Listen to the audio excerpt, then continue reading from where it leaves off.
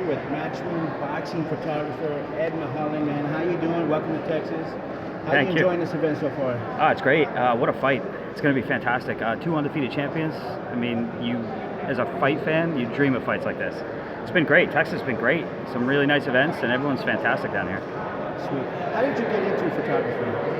It was a hobby of mine. I started, it was really just a hobby. I was a sales and marketing guy for a pharmaceutical corporation.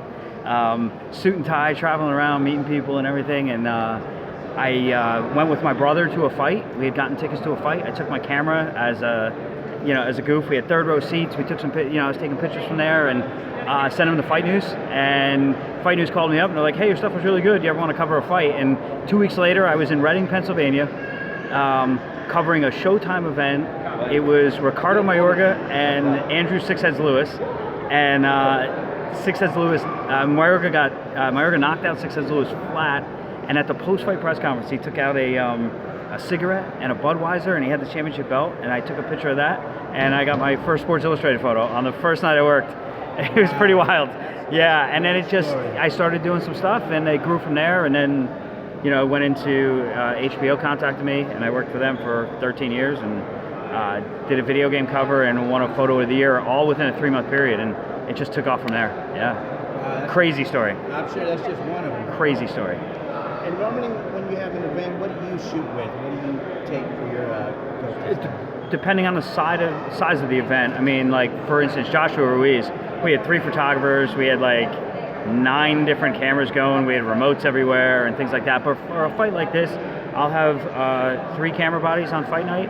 I'll have, if we get access to do it in time, we'll do an overhead remote over the ring. Although we might do a corner post one for this fight. And then ringside, I'll have 2 Canon bodies, one with the 70-200, one with the 24-70, and then I'll have an 8-15 fisheye handy as well that I'll switch in and out occasionally.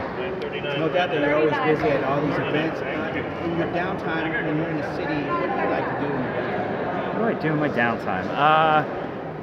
I have 2 kids. My son plays hockey, my daughter dances. I'm with my kids a lot. I try and spend as much time at home as I can because I am on the road a lot.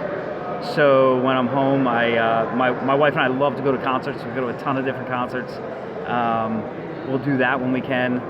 Love going out for beer tastings. Love craft beers, so I'll do a lot of that. Yeah, we have some down here. We've tried a few already. What is your most favorite or memorable event that you shot?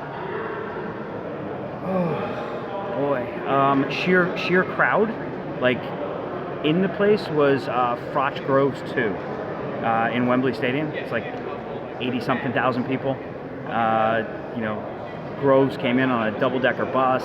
Froch came into a laser show. I mean, it was insane atmosphere. Fights in the UK are crazy, absolutely crazy. As far as just pure fight, Gaddy Ward won. Absolutely, Gaddy Ward won. I shot all 3 of those fights. I was on a ring apron for all 3 of those fights, but third fight I ever shot in my career was Gaddy Ward 1, and I don't think I'll ever shoot a better fight than that. It was fantastic. Wow, since you mentioned that, which one did you take more pictures of? Which one did you have the most pictures of? 2 or 3? Probably 3. I was just probably shooting with better equipment too, but 1 and 3 were fantastic. 2, Mickey got hit behind the ear and his equilibrium was off, and Arturo kind of won that pretty easy. But 1 and 3 were fantastic fights. My most memorable photos probably from Gaddy Ward 3. It's just the 2 fighters head-to-head. It's been on video game covers. It's been on book covers. It's been on Roots of Fight T-shirts. That's probably my most memorable photo, or the photo that most people know, and that's from the 3rd fight. And you've been in this business for a long time. What advice would you give to a photographer that's just coming up and trying to shoot events? Yeah, I mean, you know what? I mean, I think the easiest way to get in is reach out to photographers that you respect, and don't worry about not necessarily shooting. Ask to assist, or ask if there's anything you can do helping-wise, editing-wise, or anything like that. Like our second Matchroom photographer over here, her name's Melina Pisano. She was the one taking photos of me before. She reached out to me and assisted me at an HBO fight a couple years ago, and was fantastic. And she's a photographer, but she was willing to edit and just learn.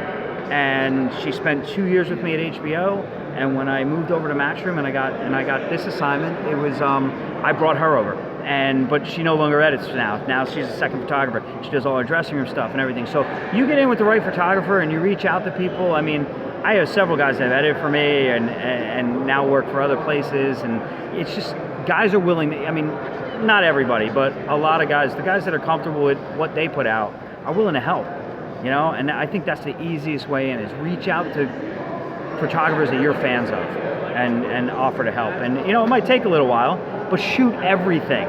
You know, it doesn't matter whether you're shooting in front of, you know, 30,000 people at a fight or doing a Super Bowl, or, you know, I've done Super Bowls, I've done Stanley Cup finals, I've done things like that. Those events are as equally as important as shooting a high school game. You go and do a good photo is a good photo. Doesn't matter whether it's a high school photo or the biggest event in the world. When you put good work in front of editors, they're going to recognize it. So shoot everything you can. And I appreciate your time. I know you're busy. How can people follow you on social media? Twitter and Instagram, it's at Muls96, MULS96. I'm on Instagram more than I'm on Twitter, but and I put a lot of my work out there. Hey Ed, we appreciate the time again. Can't wait to see what you shoot for this event, and we'll be following this. Thanks for having me. I really appreciate it. Thank you.